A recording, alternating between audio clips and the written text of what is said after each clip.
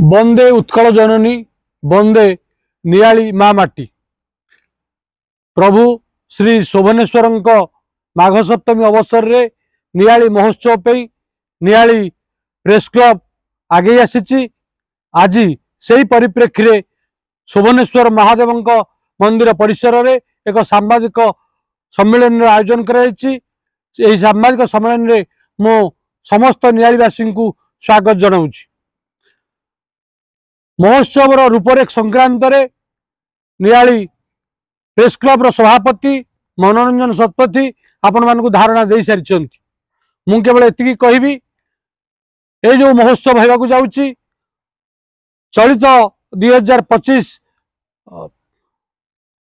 महोत्सव नियाली महोत्सव सुंदर भाव सरस भाव शांति श्रृंखलार सह करने नियाली समस्त जनसाधारण आगे आसवे आमको शुभेच्छा बांटे सहयोग साहाय्यर हाथ बढ़ेबे।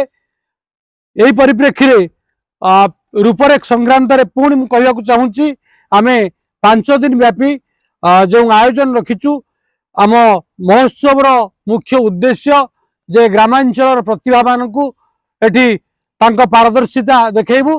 तेणु एथिपाई एक समय धार्य कर जानुआरी 26 तारिख दिन एबीएस ऑक्सफोर्ड स्कूल परिसर रे एक परीक्षा सामर्थ्य परीक्षा शिविर अनुष्ठित होब।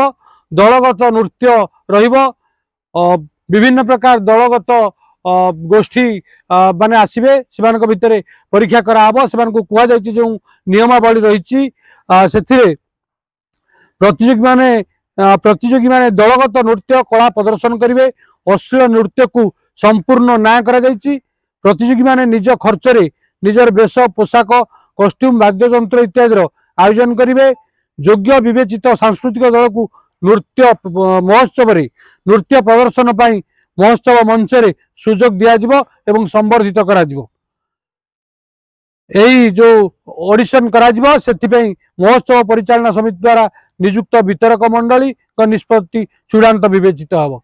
या छड़ा आउ गोटे बड़ कथा हूँ आम जो आगुरी यही महोत्सव मुखपात्र प्राची प्रगति कही सारी सभापति एथिपाई आम रखीचु जो संपादक भाव शरद चंद्र बारिक अध्यापक नियाली महाविद्यालय अवसरप्राप्त अध्यापक एवं नाट्यकार स्मृति रंजन महांती जो मैंने चाहिए से मैगजीन लेखा देवाकू आम यापर से फोन नंबर आपण मानक दबू एवं आपण माने जे कौन सदस्य नियाली प्रेस क्लब से जोगाजोग करके लेखा दे पारे।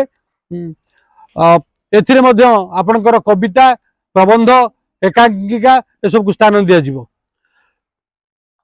परिशेष समस्त